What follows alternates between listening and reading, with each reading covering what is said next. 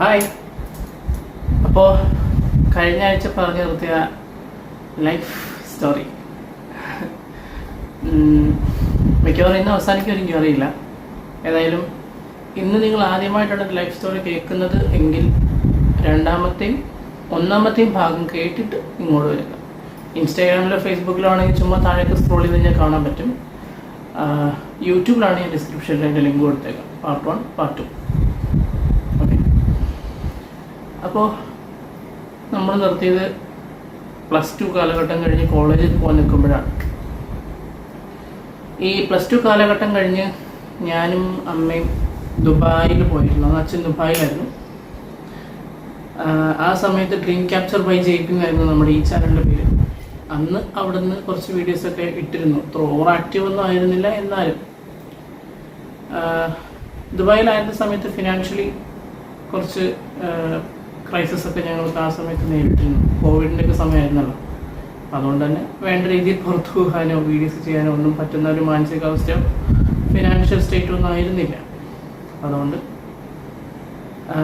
കൃത്യമായിട്ട് വീഡിയോ എടുക്കാൻ പറ്റില്ല. എന്നാലും അച്ഛൻ പറ്റുന്ന പോലെയൊക്കെ വീഡിയോ എടുക്കാൻ വേണ്ടി കൊണ്ടുപോയി ഒരുവിധം വീഡിയോ എടുത്താൽ. അന്ന് ഞാൻ ഇതേപോലെ ഒന്നും ക്യാമറ മുമ്പിൽ നിന്ന് സംസാരിക്കുന്ന ഒരാളൊന്നും ആയിരുന്നില്ല. 2021 ഭയങ്കര മടിയായിരുന്നു ക്യാമറ മുമ്പിലൊക്കെ സംസാരിക്കും. മടിയെന്നല്ല, അറിയാലോ, നമ്മൾ ഇന്നും സംസാരിക്കുന്നില്ല എന്നാൽ സംസാരിക്കുന്നുണ്ട്. പക്ഷെ സംസാരിക്കുമ്പോൾ എന്തൊക്കെ സംസാരിക്കണം, എങ്ങനെ സംസാരിക്കണം എന്ന് അറിയാത്തൊരവസ്ഥ. ഇഷ്ടമാണ്, പക്ഷെ എങ്ങനെയെന്ന് അറിയാത്തൊരവസ്ഥ. അപ്പോൾ എന്തായാലും പിന്നെ അന്നവിടെ നിന്ന് അങ്ങനെ വീഡിയോസൊക്കെ ചെയ്തു. അപ്പോഴാണ് എൻ്റെ അമ്മയുടെ പപ്പ പെട്ടെന്ന് സുഖമില്ലാണ്ടാവുന്നതും അദ്ദേഹം അപ്രതീക്ഷിതമായിട്ട് ഞങ്ങളെ വിട്ടു പോകുന്നതും. അത് മനസ്സിനെ വല്ലാണ്ട് അങ്ങ് തളർത്തി കളഞ്ഞു.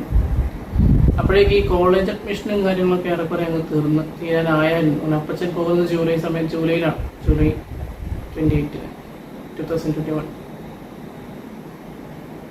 അമ്മയ്ക്കും ഭയങ്കര ഒരു സങ്കടമായി. അമ്മ ഭയങ്കര അത് അഡ്ജസ്റ്റ് ചെയ്യാൻ പറ്റാത്തൊരവസ്ഥയിലൊക്കെ പോയായിരുന്നു.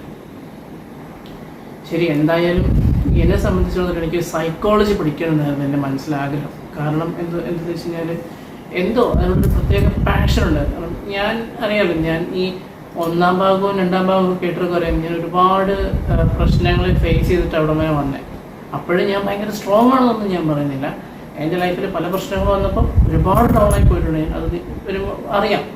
ഇപ്പം ഇങ്ങനെ ചിരിച്ചും കളിച്ച് തമാശയായിട്ടൊക്കെ പറയുന്നുണ്ടെങ്കിലും ഇതിനെയൊക്കെ ഫേസ് ചെയ്തപ്പോൾ ഒരുപാട് സ്ട്രഗിൾ ചെയ്തിട്ട് തന്നെ ഞാൻ ഫേസ് ചെയ്തത്. ബട്ട് ഒരാളോട് സംസാരിക്കാൻ, അല്ല ഒരാളുടെ പ്രശ്നങ്ങൾ കേൾക്കാൻ, അയാളെ സഹായിക്കാൻ എനിക്ക് എന്തുകൊണ്ടോ ഭയങ്കര ഇഷ്ടമായിരുന്നു. കാരണം ഞാൻ പോയ അതേ ഫേസിലൂടെ അല്ലെങ്കിൽ അതിനേക്കാൾ ഡിഫിക്കൽട്ടായിട്ടുള്ള ഫേസിലൂടെ പോകുന്ന ഒരാളെ ഹെൽപ്പ് ചെയ്യണമെന്ന് എനിക്ക് ഭയങ്കര ആഗ്രഹമായിട്ട്. അങ്ങനെ സൈക്കോളജി പഠിക്കാൻ വേണ്ടിയിട്ട് ഞാൻ തേവര സേക്രഡ് ഹാർട്ട് കോളേജിൽ പോയിട്ട് ജോയിൻ ചെയ്തു. അവിടെ പോയി ജോയിൻ ചെയ്തു. ആദ്യമൊന്നും വലിയ കുഴപ്പമൊന്നുമില്ലായിരുന്നു. ഞാനും മെല്ലെ ആ ഒരു സാഹചര്യമായിട്ട് ഒത്തുപോകാൻ നോക്കി. ഫ്രണ്ട്സും കാര്യങ്ങളൊക്കെ ആയിട്ട് അങ്ങ് ഒത്തുപോകാൻ നോക്കി. വലിയ കുഴപ്പമൊന്നുമില്ലാതെ അങ്ങനെ പോയി. പക്ഷെ കാലക്രമേണ എൻ്റെ ക്ലാസ് ടീച്ചർ, അതേപോലെ സ്റ്റാറ്റിസ്റ്റിക്സ് എടുത്തിരുന്ന അധ്യാപകൻ, ഇവരെല്ലാവരും എനിക്കെതിരായി. ബാക്കി ആർക്കും ഒരു കുഴപ്പമില്ല. ഇത് മലയാളം എടുക്കുന്ന ടീച്ചേഴ്സുണ്ട്, ഇംഗ്ലീഷ് പഠിപ്പിക്കുന്ന ടീച്ചേഴ്സുണ്ട്, ഇവരാർക്കും ഒരു കുഴപ്പമില്ല. പക്ഷേ എൻ്റെ ഡിപ്പാർട്ട്മെൻറ്റ് ഹെഡ്, HOD ഡിപ്പാർട്ട്മെൻറ്റ്, ഞങ്ങളുടെ ക്ലാസ് ടീച്ചർ, പിന്നെ സ്റ്റാറ്റിസ്റ്റിക്സ് പഠിപ്പിക്കുന്ന ഒരു സാറ്, ഇവരെല്ലാം നമുക്കെതിരായി തിരിഞ്ഞു. ഇപ്പോൾ ഈ സെമിസ്റ്റർ എക്സാമിൽ നമുക്ക് ഒരു അഡീഷണൽ മാർക്ക് കിട്ടും. നമ്മൾ എഴുതി നേടുന്നതിനോടൊപ്പം തന്നെ നമുക്കൊരു അഡീഷണൽ മാർക്ക്, ഒരു ഗ്രേസ് മാർക്ക് കിട്ടും.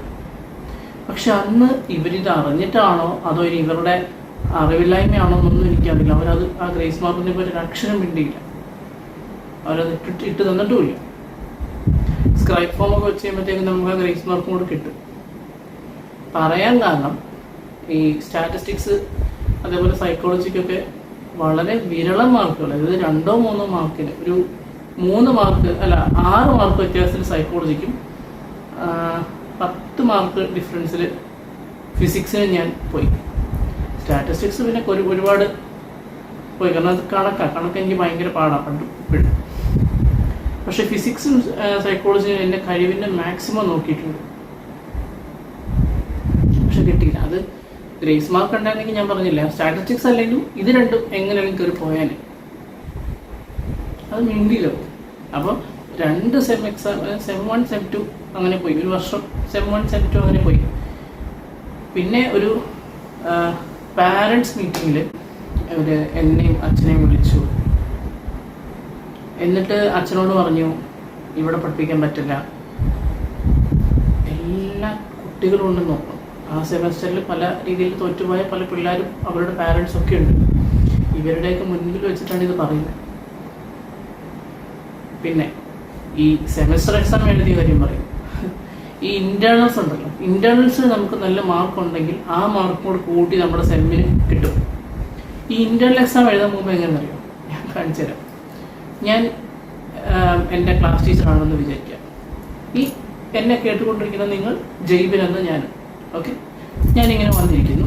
എൻ്റെ ഫോണിൽ റെക്കോർഡറുണ്ട്. റെക്കോർഡറിലാണ് ഞാൻ നീ പറയുന്ന, അതായത് ജെയിബിൻ പറയുന്ന ആൻസേഴ്സൊക്കെ ഞാൻ എൻ്റെ ഫോണിലാണ് റെക്കോർഡ് ചെയ്തെടുക്കുന്നത്.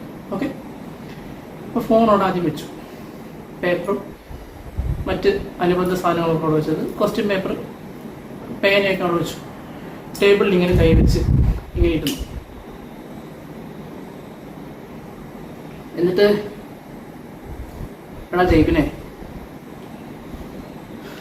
നിന്റെ ഈ കാഴ്ചയില്ലായ്മ കൊണ്ട് നീ ഇവിടെ പഠിച്ചിട്ട് എന്ത് ചെയ്യാനാ?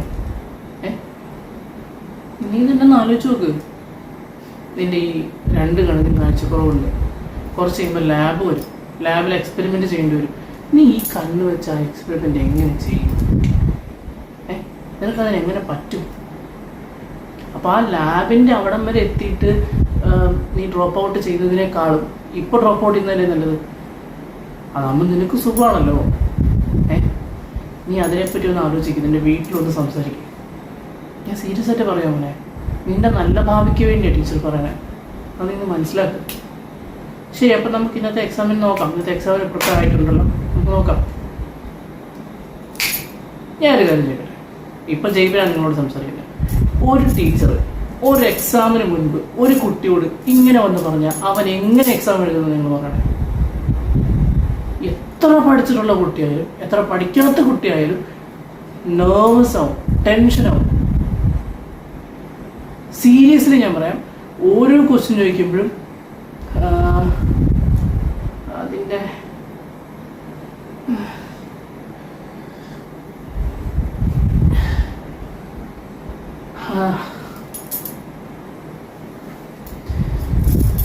കിട്ടുന്നില്ല. നമുക്ക് അടുത്ത ക്വസ്റ്റ്യൻ വായിക്കാം. ഇതേപോലെ, ഞാൻ എക്സാജറേറ്റ് ചെയ്തതല്ല, ഇതേപോലെ ഇതിലും ഭീകരമായിട്ടാണ് ഞാൻ എക്സാം ഇട്ടുണ്ടായിരുന്നത്. മനസ്സിലായോ? ഓരോ എക്സാമിന് മുൻപും ഇതേപോലെ എന്നോട് സംസാരിച്ചുകൊണ്ടിരുന്നത്. ഇതേപോലെ തന്നെ ഒരു ദിവസം സ്റ്റാറ്റിസ്റ്റിക്സിൻ്റെ എക്സാമിന് ഞാൻ പ്രിപ്പയർ ആയി പോയിട്ട് എനിക്ക് അവൻ എക്സാം ഇട്ടില്ല. ആ സാർ എനിക്ക് തിരക്കായിരുന്നു, വന്നില്ല. പിന്നെ ഫോണിൽ വിളിച്ചു, അതും ഇങ്ങനെയൊക്കെ തന്നെയായിരുന്നു. ഹലോ ജയ്പിൻ,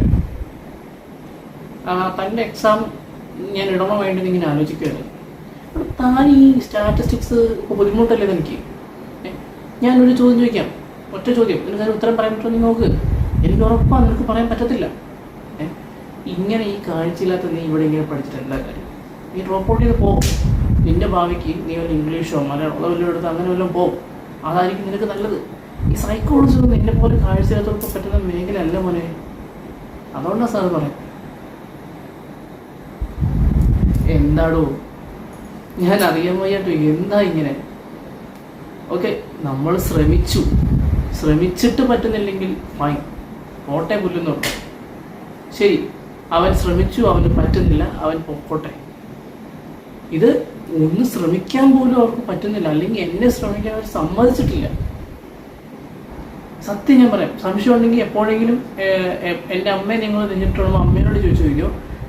പകല് വെളുപ്പിന് 3 മണി 4 മണി 5 മണി വരെ ഉറങ്ങാതെ ഇരുന്ന് പഠിച്ച സമയം എനിക്കുണ്ട് ഈ സൈക്കോളജിക്ക് പഠിച്ചുകൊണ്ടിരുന്ന സമയത്ത്. അത്ര ആഗ്രഹിച്ചിട്ടുണ്ട് ഞാൻ അത് പിടിച്ചു നിൽക്കാൻ വേണ്ടിയിട്ട്. ഇത്രയും ടോർച്ചർ ഉണ്ടായിട്ട് ഞാൻ ഇതിൻ്റെ പകുതിയിലൊന്നും പോലും വീട്ടിൽ ആ സമയത്ത് പറഞ്ഞില്ല. കാരണം ഞാൻ എങ്ങനെയെങ്കിലും ഒക്കെ പിടിച്ചു നിൽക്കാൻ നോക്കി. ഈ പാരൻസ് മീറ്റിങ്ങിന് ഈ സംഭവം കഴിഞ്ഞപ്പോഴത്തേക്ക് എൻ്റെ കയ്യിൽ നിന്ന് പോയി. അതല്ലെങ്കിലും അങ്ങനെയാണല്ലോ, ഒറ്റയ്ക്ക് ഇൻസൾട്ട് ആവുന്നതിന് കുഴപ്പമില്ല. പക്ഷെ നമ്മുടെ അപ്പനും അമ്മയും തലകുനിക്കുന്നത് കാണുമ്പോൾ നമുക്ക് സഹിക്കാൻ പറ്റില്ല അല്ലേ? അതാണ് എൻ്റെ തളർത്തിക്കളഞ്ഞത്. കാരണം എനിക്കിപ്പോൾ 24 വയസ്സായി. ഈ ഇത്രയും വർഷത്തിനിടയ്ക്ക് എൻ്റെ അപ്പനും അമ്മയ്ക്കും വേണ്ടി എനിക്ക് എന്തെങ്കിലും ചെയ്യാൻ പറ്റിയിട്ടുണ്ടെന്ന് ചോദിച്ചാൽ എനിക്കറിയില്ല. ശ്രമിക്കുന്നുണ്ട്, പക്ഷെ അവർക്ക് എന്നെ പ്രതി അഭിമാനിക്കാൻ തക്ക രീതിയിൽ ഞാൻ എന്തെങ്കിലും ചെയ്തിട്ടുണ്ടോ ചെയ്യുന്നുണ്ടോ എന്നെനിക്കറിയില്ല. പക്ഷെ എന്നെ പ്രതി അവരെപ്പോഴെങ്കിലും തല ഉയർത്തി പിടിച്ച് നിൽക്കുന്നൊരു അവസരം വരും എന്ന് ഞാൻ വിചാരിക്കുന്നു, അല്ലെങ്കിൽ അതാണ് എൻ്റെ ഒരു ആഗ്രഹം. അത് എന്നെക്കൊണ്ട് പറ്റുന്നില്ല, ഞാൻ എന്തെങ്കിലുമൊക്കെ ശ്രമിക്കുന്നുണ്ട്, പക്ഷെ അറിയില്ല. അങ്ങനെയുള്ളപ്പം നമ്മൾ മനഃപൂർവ്വം അല്ലെങ്കിൽ പോലും നമ്മൾ കാരണം അവരുടെ തല ഇങ്ങനെ കുനിയപ്പെടുന്നൊരവസ്ഥയുണ്ടല്ലോ, അത് ഭയങ്കര ഭീകരമാണ്.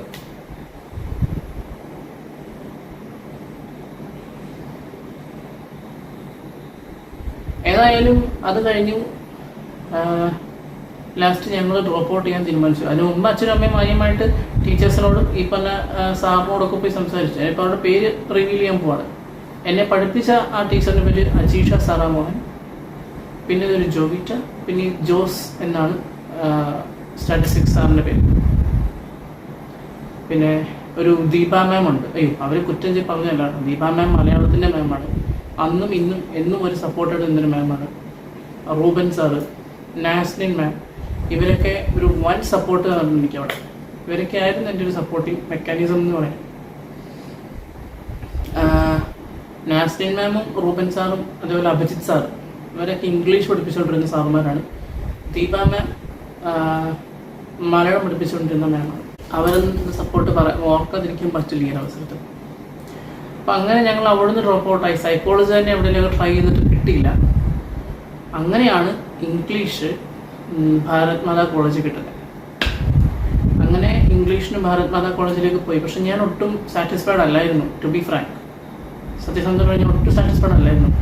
കാരണം എനിക്ക് ആഗ്രഹം ഇങ്ങനെ ഈ സൈക്കോളജി കഴിഞ്ഞാൽ പിന്നെ മലയാളത്തോടായിരുന്നു എനിക്ക് ക്രേസ്. അങ്ങനെയാകുമ്പോൾ ഞാൻ പെട്ടെന്ന് ഇംഗ്ലീഷ് പേപ്പർ ചെയ്തൊട്ടും അക്സെപ്റ്റ് ചെയ്യാൻ പറ്റിയില്ല. ഫസ്റ്റ് ഇന്റേണൽ എക്സാം എന്നൊക്കെ പറഞ്ഞാൽ എനിക്ക് ഓർക്കാൻ പോലും ഇഷ്ടമില്ല, ഭയങ്കര ഹാർഡായിരുന്നു. പഠിച്ചു, പക്ഷെ എനിക്കത് പറഞ്ഞ് എത്തിക്കാൻ പറ്റുന്നില്ല. ഇംഗ്ലീഷിൽ എനിക്കത് പറഞ്ഞ് ഫലിപ്പിക്കാൻ പറ്റുന്നില്ല. അങ്ങനെ ആകെ മൊത്തം വല്ലാത്തൊരു സ്ട്രഗിള്.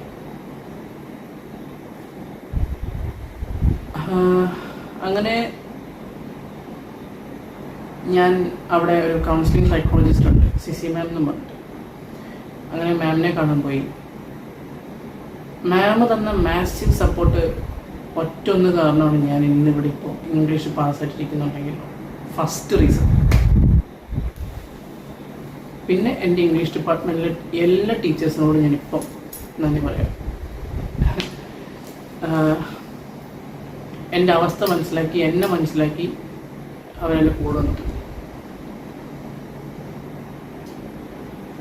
അതിൽ സവിത മാമും ഞാനുമാണ് ഇംഗ്ലീഷിൽ ഏറ്റവും നല്ല ഒരു ഡീപ്പ് ബോണ്ട് എന്ന് പറയാം. പിന്നെ സിസി മാം, ഞാൻ. ബാക്കി എല്ലാവരും ഭയങ്കര ഇഷ്ടമാണ്. എന്നാലും നമുക്കൊരു ഫേവറേറ്റ് ടീച്ചേഴ്സ് എന്നൊക്കെ പറയില്ലേ, അങ്ങനെ. അപ്പോൾ സവിത മാം എന്നെ ലാസ്റ്റ് ഇയറിലാണ് പഠിപ്പിച്ചത്. ഞാൻ ഏറ്റവും കൂടുതൽ എൻജോയ് ചെയ്തതും ആ ഒരു ഇയർ ആയിരുന്നു കേട്ടോ, 3rd ഇയർ. ബാക്കി ബേസിക്കലി ആരുടെയും പേരൊന്നും പറയുന്നില്ല, നമ്മുടെ ക്ലാസ്മേറ്റ്സ് ആണ്. ഭയങ്കര സപ്പോർട്ട് കുറേ പേരൊക്കെ തന്നിരുന്നു. പിന്നെ എനിക്ക് ഈ സൈക്കോളജിയിൽ നിന്ന് വന്നതുകൊണ്ടോ എന്തുകൊണ്ടൊക്കെയോ ആരുമായിട്ട് ഒത്തുപോകാനുള്ളൊരു ബുദ്ധിമുട്ടുണ്ടായിരുന്നു. പിന്നെ ഞാനായിട്ട് ഒത്തുപോകാൻ ശ്രമിച്ചപ്പോൾ അവരകത്ത് പോയി, എന്താണെന്നറിയില്ല. ഇതിനിടയ്ക്ക് ഒരു ബാഡ് കോൺട്രവേഴ്സി ഒക്കെ വന്നു, തെറ്റിദ്ധാരണകൾ വന്നു.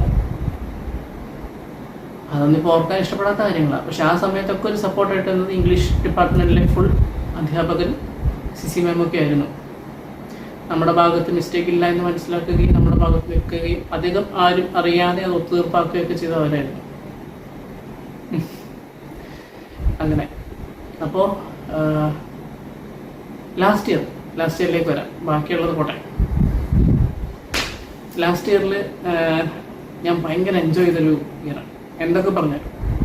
കാരണം ബാക്കി 2 ഇയേഴ്സും എനിക്ക് ഓർക്കാൻ ഒട്ടും ഇഷ്ടമില്ലാത്ത വർഷങ്ങളാണ്. ടീച്ചേഴ്സിനോട് സ്പെൻഡ് ചെയ്ത നല്ല നല്ല സമയങ്ങളുണ്ടെങ്കിലും ഫ്രണ്ട്സായിട്ട് സ്പെൻഡ് ചെയ്ത സമയങ്ങൾ എനിക്ക് ഓർക്കാൻ തീരെ ഇഷ്ടമില്ലാത്ത സമയങ്ങളാണ്. പക്ഷെ ആ ലാസ്റ്റ് ഇയർ ഭയങ്കര മെമ്മറബിൾ ആക്കി തീർത്തത് സവിതാ മാമാണ്. ഞാൻ ഈ മുൻ വർഷങ്ങളിൽ ഉണ്ടായ പല തിക്താനുഭവങ്ങളും കാരണം മെല്ലെ മെല്ലെ മെല്ലെ ബാക്കോട്ട് വലിയാൻ നോക്കിയാലും സവിതാ മാം മെല്ലെ പിടിച്ച് പൊക്കിയും കൂടെ പിടിക്കും. എന്നുവെച്ചാൽ എന്തെങ്കിലുമൊക്കെ പ്രോഗ്രാമുകളൊക്കെ ഉണ്ടെങ്കിൽ പലപ്പോഴും നമ്മൾ ഒറ്റപ്പെടുന്ന അവസ്ഥ വരും. അവർ മനഃപൂർവ്വം ഒറ്റപ്പെടുത്തുന്നൊന്നും ഞാൻ പറയുന്നില്ല, എന്തുകൊണ്ടൊക്കെ ഒറ്റപ്പെട്ട് പോയിട്ടുണ്ട്, അതിപ്പോൾ എന്തോ ആയിക്കോട്ടെ. അതുകൊണ്ട് ഈ പൊതു പ്രോഗ്രാമുകളിലൊക്കെ പോകാൻ എനിക്ക് ഭയങ്കര മടിയായിരുന്നു, ഞാൻ പോവില്ലായിരുന്നു. ഞാനിങ്ങനെ മെല്ലെ ഒഴിഞ്ഞിങ്ങനെ മാറാൻ നോക്കിയാലും സവിതാ മാം എന്നെ പിടിച്ചു വലിച്ചപ്പോഴത്തേക്ക് കൊണ്ടിടും. നമ്മുടെ നന്മയ്ക്ക് വേണ്ടിയിട്ടാണ്, ഞാൻ കുറ്റം പറഞ്ഞല്ല കേട്ടോ. പക്ഷെ അതുകൊണ്ടൊക്കെയാണ് ലാസ്റ്റ് ഇയർ ഭയങ്കര മെമ്മറബിളായിട്ട് ഓർത്തിരിക്കാൻ പറ്റുന്നത് ഇപ്പോഴും. പക്ഷേ അൺഫോർച്ചുനേറ്റ്ലി എനിക്ക് ലാസ്റ്റ് ഇയർ ശരിക്കും ആസ്വദിച്ച് പോകാനൊന്നും പറ്റിയില്ല. കാരണം ലാസ്റ്റ് ഇയർ ഈ ഒരു സമയം, അതായത് ജാനുവരി ഫെബ്രുവരി മാർച്ച് ആ ഒരു സമയപ്പോഴത്തേക്കും എൻ്റെ ഈ ലെഫ്റ്റ് സൈഡ് കാഴ്ച കംപ്ലീറ്റ് പോയിട്ട് ഈ കണ്ണിങ്ങനെ അടഞ്ഞു പോയി, ഇങ്ങനെ അടഞ്ഞു പോയി. അപ്പോൾ അതുമായിട്ട് ബേസ് ചെയ്ത് ഞങ്ങൾ ചെന്നൈ പോയായിരുന്നു. അതിൻ്റെ ഫുൾ റീസൺ റിവീൽ ചെയ്യാതെ തന്നെ ഞാൻ കുറേ വീഡിയോസൊക്കെ ഇട്ടിട്ടുണ്ട്. അതുമായിട്ട് ബന്ധപ്പെട്ട ഞാൻ പിന്നെ പറഞ്ഞുതരാം, കാരണം അത് നമ്മൾ കൂട്ടി പറഞ്ഞാൽ ശരിയാവില്ല. എന്തായാലും by the god of grace ഇപ്പോൾ അത് ഓപ്പൺ ആയിട്ടുണ്ട്, വേറെ കുഴപ്പങ്ങളൊന്നും ഇപ്പോൾ നിലവിലില്ല. അതുമായിട്ട് ബേസ് കാര്യങ്ങൾ ഞാൻ പിന്നെ പറയാം, നിന്നോട് പറയാം. ഇപ്പോൾ നിലവിൽ ഓക്കെയാണ് ഞാൻ, അത്ര തന്നെ. ബാക്കി ഞാൻ പിന്നെ പറയാം, അതുമായിട്ട് ബേസ് ചെയ്ത നെക്സ്റ്റ് തിങ്കളാഴ്ച ഞാൻ പറയാം. അപ്പോൾ എന്തായാലും ആ ഒരു കാരണം കൊണ്ട്, പിന്നെ അമ്മയ്ക്ക് സുഖമില്ലാണ്ടായി, ആ ഒരു കാരണം കൊണ്ടൊക്കെ എനിക്ക് ശരിക്ക് പോകാൻ പറ്റില്ല, പ്രസൻ്റ് ആവാൻ പറ്റില്ല. അങ്ങനത്തെ ഒരു സങ്കടം ഉണ്ടായിരുന്നു. പ്രസൻ്റ് ആവണമെന്ന് ആഗ്രഹിച്ചപ്പോൾ പ്രസൻ്റ് ആവാൻ പറ്റിയില്ല, എന്നാൽ പ്രസൻ്റ് ആവണ്ട എന്ന് ആഗ്രഹിച്ചപ്പോൾ പലപ്പോഴും പ്രസൻ്റ് ആവേണ്ടതായിട്ട് വന്നിട്ടുണ്ട്. പക്ഷെ എനിവേ, ഭാരത് മാതാ കോളേജും ആ ഒരു ഇംഗ്ലീഷ് ഫാമിലി ഞാൻ ഒരിക്കലും മറക്കില്ല കേട്ടോ. ഇന്നും ഇപ്പം അമ്മയ്ക്ക് സുഖമില്ലാതെ ഇങ്ങനെയൊക്കെ ആയതുകൊണ്ടാണ്. അല്ലെങ്കിൽ ഞാൻ ഇറങ്ങിയതിൽ പിന്നെ ഒരു മാസത്തിൽ എപ്പോഴെങ്കിലും ഒരു ദിവസം ഞാൻ എല്ലാവരും പോയി കണ്ട് സംസാരിച്ചിട്ടൊക്കെ തിരിച്ചു വരുള്ളൂ. അവിടെ മിനിമാം റിട്ടയർ ആയിപ്പോയി, പക്ഷെ ആ റിട്ടയർമെൻറ്റ് ഫംഗ്ഷൻ എനിക്ക് പോകാൻ പറ്റിയില്ല. പല ഫംഗ്ഷനും ഇതിനിടയ്ക്ക് വന്നു, ക്രിസാലിസ് വന്നു, എനിക്ക് പോകാൻ പറ്റിയില്ല. അമ്മയ്ക്ക് സുഖമില്ലാതായി അമ്മയുടെ പുറകെ പോയതുകൊണ്ട് പോകാൻ പറ്റിയില്ല. പക്ഷെ ഞാൻ പോകാൻ പറ്റുമായിരുന്നെങ്കിൽ ഡെഫിനറ്റ്ലി ഞാൻ പോയാൽ, പഴയ ചെയ്യുന്നതായിരുന്നെങ്കിൽ ഞാൻ ഒരിക്കലും പോവില്ലായിരുന്നു. പക്ഷെ ഞാൻ പറഞ്ഞില്ല, last days memory, last year ആ ഒരു വർഷത്തിൻ്റെ മെമ്മറി വലിച്ചിട്ട് പോകും നമ്മളെ. പിന്നെ ഇംഗ്ലീഷ് ഡിപ്പാർട്ട്മെൻറ്റിലെ ടീച്ചേഴ്സ് നമ്മളെ സ്വന്തം മക്കളെ പോലെ വരുന്നില്ല. അപ്പോൾ ആ ഒരു ബോണ്ടിങ് അത് ഭയങ്കരമാണ്. നമ്മൾ പോയി പോവും അങ്ങോട്ട് അങ്ങനെ. പിന്നെ ഞാൻ പറഞ്ഞില്ലേ, ഞാനിപ്പം ഇവിടെ നിങ്ങളുടെ മുന്നിൽ ഇത്ര ഈ ഡിഗ്രിയൊക്കെ പാസ്സായിട്ട് ഇംഗ്ലീഷിലൊക്കെ സംസാരിക്കുന്നുണ്ടെങ്കിൽ അതിൻ്റെ ഫുൾ ക്രെഡിറ്റും പകുതി ഇതിലൊന്ന് ഞാനും, ഫുൾ ക്രെഡിറ്റ് അവർക്കുമാണ് സ്വന്തം. അങ്ങനെ ഞാൻ പറയുള്ളൂ. കാരണം അവരുടെ ഒരു സപ്പോർട്ടും കൂടെ ഉള്ളതുകൊണ്ടാണ് ഞാൻ ഇപ്പോൾ ഇവിടെ ഇങ്ങനെ ഇരിക്കുന്നത്. ഒരിക്കലും ഞാൻ എൻ്റേതായൊരു എഫേർട്ട് കൊണ്ട് മാത്രം ഇവിടെ ഞാൻ പറയില്ല. ഇതിനിടയ്ക്ക് അമ്മയ്ക്ക് സുഖമില്ലാതായതും അല്ലാതെ ഉള്ള പല പല കാരണങ്ങൾ കൊണ്ട് യൂട്യൂബിൽ അങ്ങനെ ആക്റ്റീവ് ആകാൻ പറ്റിയില്ല. പക്ഷേ ഇനി ആക്റ്റീവ് ആകണം എന്ന് വിചാരിക്കുന്നു. ഇതിനിടയ്ക്ക് വിട്ടുപോയ പല കാര്യങ്ങളും ഈ കണ്ണിൻ്റെ അതിലോട്ട് കൂട്ടിയിട്ട് അടുത്ത തിങ്കളാഴ്ച നമുക്ക് കാണാം. തൽക്കാലം ലൈഫ് സ്റ്റോറി ഇവിടെ എൻഡ് ചെയ്തു. ഇത് ലാസ്റ്റ് പാർട്ടാണ്. ഓക്കെ, അപ്പോൾ നമുക്ക് നാളെ മറ്റു വിശേഷങ്ങളായിട്ടും, ഇന്ന് ഓശാന ഞായറാഴ്ചയാണ്, ഇന്നത്തെ വീഡിയോസൊക്കെ ഞാൻ ഷൂട്ട് ചെയ്ത് വെച്ചിട്ടുണ്ട്. അത് ചൊവ്വാഴ്ച വരും, നാളെ വരും. അപ്പം മറ്റു വിശേഷങ്ങളൊക്കെ നമുക്ക് നാളെ കാണാം. അതുവരെ ബൈ.